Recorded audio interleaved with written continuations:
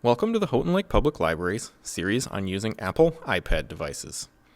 Today, we're going to be discussing the physical layout of the iPad and some of its buttons. If you're holding the device in portrait mode, so that is to say the device is taller than it is wider, you'll see that there are a few buttons on the device. Along the top edge of the screen, or I should say along the top edge of the device, near the right side, you'll find the power button. The power button has two functions. If you press the power button quickly and let it go, you'll lock the screen. Now I'm not going to demonstrate that here because it will cancel my screen recording, but you should be able to do it for yourself. So if you click that button once, you'll see that the screen will go black and the screen will be locked. Now the device is still on. This will save power, but the device is still on. If you'd like to shut the device off, you can press and hold the power button for a few seconds, like so. Now you'll get this screen. If you'd like to shut your iPad off, you simply drag the slider from the left to the right, and the iPad will power down. I'm going to go ahead and tap the cancel button at the bottom. The next set of buttons we'll talk about are the volume buttons. These buttons can be found along the right edge of your device near the top. The top button will turn the volume of your device up, and the bottom button will turn the volume of your device down. This is a quick and easy way to adjust the volume of your device. Near the bottom of your device, along the bottom edge, in the middle, you should find the charging port. The charging port is what you would use to plug in your adapter to charge the iPad or to connect it to a computer if you needed to transfer files. Right next to the charging port, just above it, again along the bottom edge near the middle, you should find the home button. Now it's important to note, not all versions of the iPad will have a home button, so I'll discuss how to operate it with or without a home button. For those of you with the home button, again, you'll see a button near the bottom middle of your device, and this is used to bring you back to the home screen. So to demonstrate, I'll go ahead and open up the Safari web browser, and you can see we're no longer at the home screen.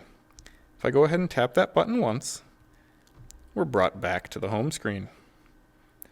Now I'm going to go ahead and open up Settings so I can demonstrate another feature of this button. If we tap the button twice in quick succession, similar to double-clicking a mouse, we'll be brought to a screen that shows us all of our open apps. You can see we have Photos, Settings, and Safari all open. If I'd like to switch to one of these apps, I can simply tap on it. Apparently it didn't like Safari. Let's close that. Let's open Safari again. And there we go. This time it's working. So again, double tap the home button, and we'll see I have three things open: Photos, Safari, and Settings. If I tap Safari, I go back to Safari. Again, I'll double tap the home button. If I tap Settings, I'll go back to Settings. I can also use this to close out these apps. So if I double tap the home button and then swipe these apps away, you'll see that they close. If I double tap the home button now, we'll see that nothing is open, so it just immediately goes back to the home screen. Now, these features are available if your device doesn't have a home button. Instead, you'll have to use what are known as gestures.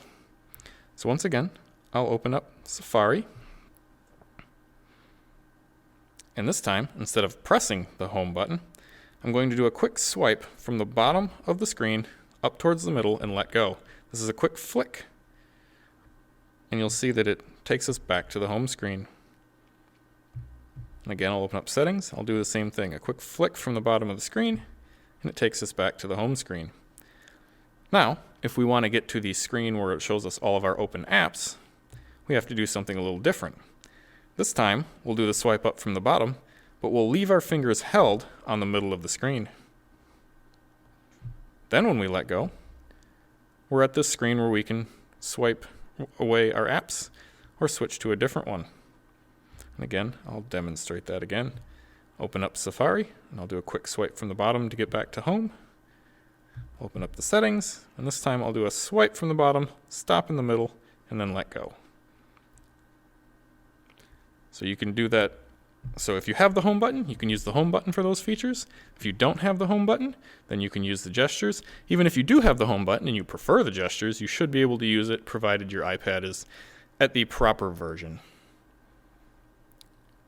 And that covers the basic functionality of the buttons on your iPad device. Stay tuned for the next video, where we're going to discuss some of the various settings that you can set on your iPad. Thank you, and have a great day.